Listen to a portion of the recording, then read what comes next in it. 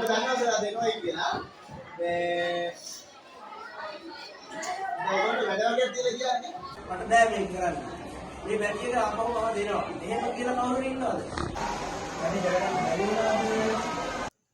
පාසල් ශිෂ්‍යනායක වැඩමුළුවකින් සති දෙකකට විතර පස්සේ ගියොත් එහෙම දරුවන්ගේ තියෙන උද්‍යෝගය කොයිතරම් දුරට පල්ලෙහාට බහැලාද? එහෙම නැත්නම් මේගොල්ලොන්ට බාර දුන්නේ හරි මේගොල්ලෝ බාරගත්ත යම් ක්‍රියාකාරකම් ඒ විදිහටම වෙනවද කියලා බලන්න ගියොත් එහෙම ඇත්තම කතාව තමයි ළමයි අර වැඩමුළුවේ හිටියට වඩා සෑහෙන දුරට පල්ලෙහාට බහැලා තියෙනවා. ලංකාවේ මොන තැනක වැඩසටහනක් කරන්න ගියත් කොච්චර මුදල් වියදම් කරලා අපි ශිෂ්‍යනායක වැඩමුළුවක් කරත් ඒ වැඩසටහනින් පස්සේ ළමුන්ගේ යම්කිසි පසුබෑමකට ලක්වෙන අවස්ථාවක් තියෙනවා. එතෙන්දී අපි මේ අය පසුවිපරමට ලක් කරමින් මේගොල්ලන්ගේ තියෙන ගැටලු කළමනාකරණය කිරීම හරිම වැදගත්.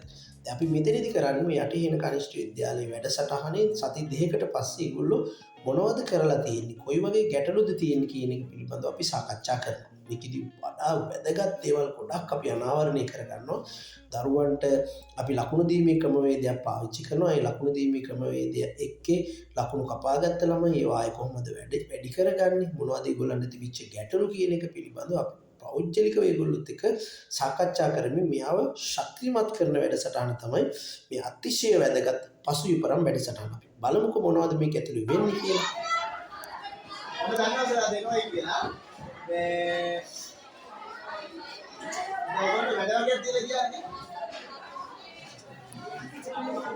ඒ අරක කරන්න මේක කරන්න කියලා දෙමු පොතේ තියාගෙන පොඩි වෙනවානේ.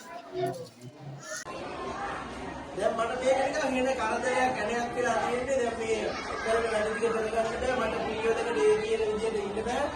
මේ නීති ටික මට ආරක්ෂා කරගන්න බෑ. ඉස්කෝලේ ඇතුලේ මට බෑ මේක කරන්න. මේ බැටි එක ආපහු මම දෙනවා. එහෙම කියලා කවුරු ඉන්නවද? දැන් මෙතන ලකුණු දෙකක් මෙන් කියලා වෙනත් ඉන්නවා. එතකොට තව එක ලකුණක් තියෙනවා පරිස්සම් කරගන්න. තාම අවස්ථාව තියෙනවා. ඒකද වාගොල්ලෝ ඔයාලගෙන thank you. Thank